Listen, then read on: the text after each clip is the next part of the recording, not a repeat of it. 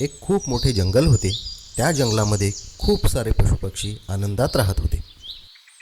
ससा, उंदीर, मगर, माकड, हत्ती, कोल्हा तसेच वेगवेगळे पक्षीसुद्धा राहत होते.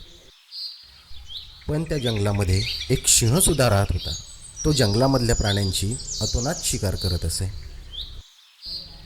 त्यामुळे जंगलामधले सगळे प्राणी चिंतित होते. शेवटी एका दिवशी सिंहाच्या अतोनात शिकारीला कंटाळून सगळ्या प्राण्यांची सभा भरवली. त्या सभेमध्ये असे ठरले की आठवड्यातून रोज एक प्राणी सिंहाचे भक्ष म्हणून त्याच्याजवळ जाईल. आणि हा निर्णय घेऊन ते सिंहापाशी गेले.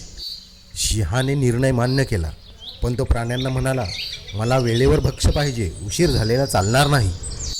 सगळ्यांनी तो निर्णय मान्य केला व ते जंगलात निघून गेले.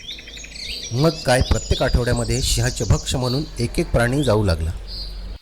एका दिवशी एका सश्याची भक्ष म्हणून जाण्याची पाळी आली. ससा लहान होता, पण तो खूप हुशार होता. तो मुद्दामून सिंहाकडे उशिरा गेला. सिंह ओरडून त्याला म्हणाला, काय रे ससा, तुला एवढा उशीर का झाला? ससा म्हणाला, काय करू महाराज, येत असताना वाटेत मला दुसऱ्या सिंहाने अडवले, मी कसा तरी पळून आलो. हे ऐकून सिंहाला खूप राग आला. तो सशाला म्हणाला, कुठे आहे तो, चल मला दाखव. मग काय, ससा सिंहाला एका विहिरीपाशी घेऊन आला आणि म्हणाला, महाराज, तो बघा तुम्हाला घाबरून विहिरीत लपून बसला आहे. सिंहाने विहिरीत डोकावून बघितले तर काय, खरंच त्याला सिंह दिसला. मागचा पुढचा विचार न करता सिंहाने विहिरीत उडी घेतली. विहीर खूप खोल होती. सिंहाचा पाण्यात बुडून मृत्यू झाला. हे ऐकून सगळ्या प्राण्यांनी सशाचे खूप कौतुक केले.